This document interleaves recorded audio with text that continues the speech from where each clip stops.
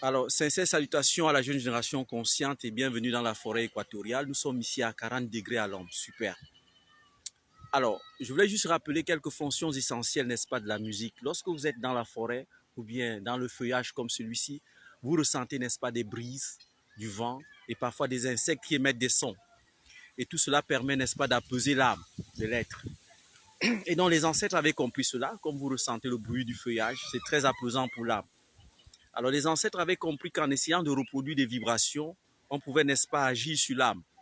C'est pourquoi l'une des fonctions essentielles de la musique, c'est celui d'apaiser l'âme, pour retrouver la bonne fréquence de vibration, afin de ramener l'être qui se trouve dans un état excité à un état raisonnable.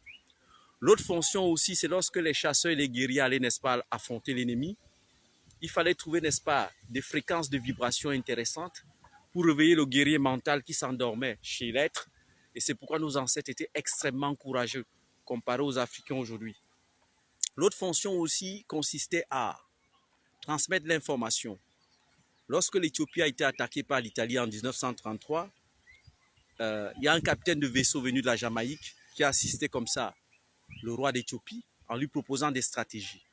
Et lorsque les Italiens de Mussolini rentraient dans le territoire, les Éthiopiens jouaient, n'est-ce pas, une forme de vibration qui permettait d'annoncer l'information comme quoi ils donnaient la position et le nombre d'ennemis qui avançaient. C'est comme ça que l'Italie a été battue dans cette honte et l'Occident n'a jamais voulu qu'on écrive cela dans le livre. Et ils ont déclaré que la guerre a plutôt débuté en 1939, or ils avaient organisé tout depuis 1933. Donc ils sont donc allés réfléchir 6 années pour revenir nous étouffer. Et donc aussi, l'autre fonction de la musique, c'est simplement pour créer l'harmonie dans la société.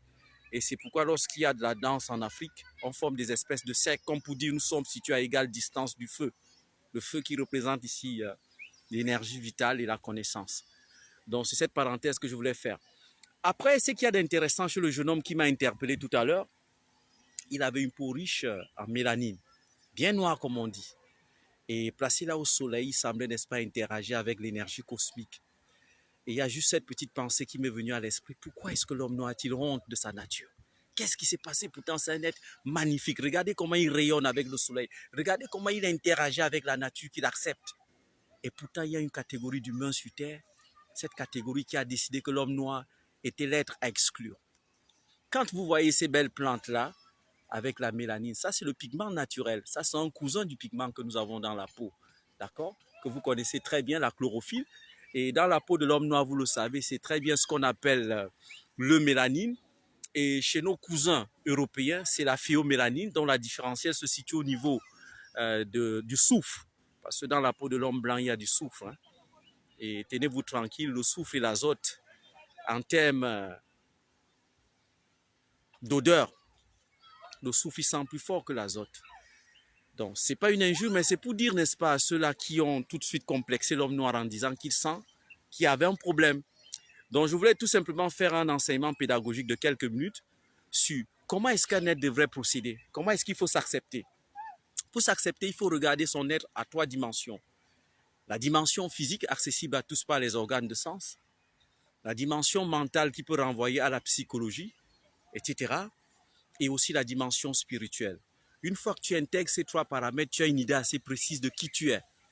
Mais malheureusement, l'éducation occidentale nous a habitués, n'est-ce pas, à avoir une vision partielle et parcellaire de nous-mêmes. C'est-à-dire qu'une fois qu'on a accédé à l'information sur le plan physique, on pense se connaître à travers un miroir.